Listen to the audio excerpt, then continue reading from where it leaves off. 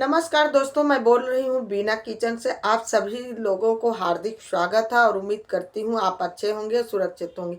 आज बात करते हैं कि सकट चौथ के विषय में। सकट चौथ के दिन हमें क्या करना चाहिए, क्या नहीं करना चाहिए और किस चीज़ का विशेष ध्यान देना चाहिए, और सकट चौथ में हमें दान भी किस चीज़ का देना चाहिए और पूजा पाठ कैसे करना चाहिए। आज इसके विषय में महत्वपूर्ण बातें जान लेते हैं। बहनों का प्रश्न पहले आया है कि हम सकट चौथ का व्रत छूट गया है, क्या हम रख सकते हैं इस बार कि नहीं रख सकते हैं। और हम कमेंट में आया हुआ था क्या कि सकट चौथ का व्रत हमारे पास कोई बच्चा नहीं, कोई पुत्र नहीं, कोई पुत्री नहीं, क्या व्रत रख सकते हैं कि नहीं।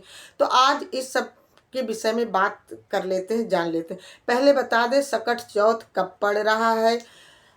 सकट चौथ 17 जनवरी सन 2025 में दिन शुक्रवार का है। सकट चौथ के दिन हमें क्या करना चाहिए पहले बता दें, स्वच्छ विचार होकर के हमें सकट चौथ वाले दिन एक दिन पहले नहाए खाए होता है। जैसे उस दिन गुरुवार पड़ रहा है, गुरुवार को बाल नहीं धो सकते हैं तो बुधवार को ही बाल धो सकते हैं। यदि बुधवार को बाल धो लिए, आप साफ सुथरा हो गए, तो लहसुन प्याज मत खाना। और वैसे तो आप शुक्रवार का दिन है, व्रत वाले दिन बाल धो सकते हैं। हम लोग के यहाँ तो यही है, तिल डाल के बाल धो लेते हैं। वीरवार को नहीं धोए तो शुक्रवार को धो भी लेते हैं। आपके यहाँ जैसा होता होगा वैसे ही करना।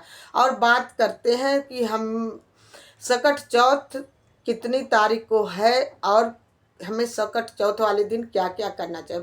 पहले बता दें, सकट चौथ 17 जनवरी दिन शुक्रवार को पड़ रही है। सकट चौथ वाले दिन पूरे दिन हमें व्रत रखना चाहिए और हमें मन मन में भगवान गणेश का ध्यान करना चाहिए, चिंतन करना चाहिए। और ये व्रत पूरा दिन निराजल रहते हैं। शाम के समय अर्घ देते हैं चंद्रमा का। चंद्रमा चौथ वाले दिन चंद्रमा थोड़ा लेट उगते हैं क्योंकि उस दिन कुहरा होता है, ठंड के मारे चंद्रमा नहीं दिखता है। तो ऐसा करना कि 9 बजे के बाद ही अर्घ देना। 9:17 पर चंद्रमा उगने का समय है, तो 9 बजे के बाद ही चंद्रमा देखना और अर्घ देना। क्योंकि अर्घ देने के बाद अपने घर में जो सबसे श्रेष्ठ हो, माता पिता हो, सास ससुर हो, उनका पैर छू के आशीर्वाद लेना। क्योंकि अपने परंपरा से हिसाब से ही यही कार्य करना चाहिए।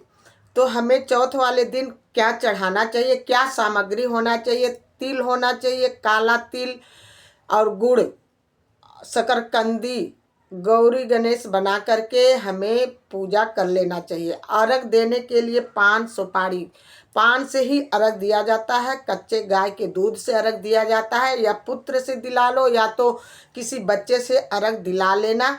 अपना लट निकाल करके ही अर्घ दिया जाता है। तो इसलिए आपके यहाँ जैसा होता होगा वैसे ही करना। हमारे यहाँ तो ऐसे ही होता, हर राज्य में अलग अलग तरीके से होता, अलग अलग नाम से जाना जाता है। तो आप देख लीजिएगा, जैसे आपके यहाँ होता होगा वैसे ही करना। और बहन का कमेंट था क्या कि हमारा व्रत छूट गया है, क्या मैं रख सकती हूँ। हाँ प्लीज़ आप रख सकती हैं, क्योंकि खरवास बीत गया है, आप उठा सकती हैं। छूट गया कोई बात नहीं, आप व्रत उठा सकती हैं। और एक बहन के कमेंट था क्या कि हमारे पास पुत्र नहीं है, क्या व्रत उठा सकते हैं। और हमारी सासू माँ मना कर रही हैं कि हमें व्रत अभी नहीं उठाना चाहिए। तो पहले बता दें कि आप ये व्रत संकल्प लेकर के आप चंद्रमा भगवान से संकल्प लेकर के कि हमारे पुत्र कोई हो जाए, गोद भर जाए, हमारे कोई बच्चा हो जाए, लड़का हो जाए, आपका अगली साल हम व्रत रखेंगे। तो आप ये संकल्प लेकर आप अगली साल व्रत रख सकती हैं। क्योंकि इस व्रत में इतना ताकत है कि आपका गोद जरूर भरेगा। और सासू माँ जब आपकी कह रही कि व्रत इस साल नहीं रखना, अब जब आपका गोद भर जाएगा तभी रखना, तो आप उनकी बात मान लीजिए। क्योंकि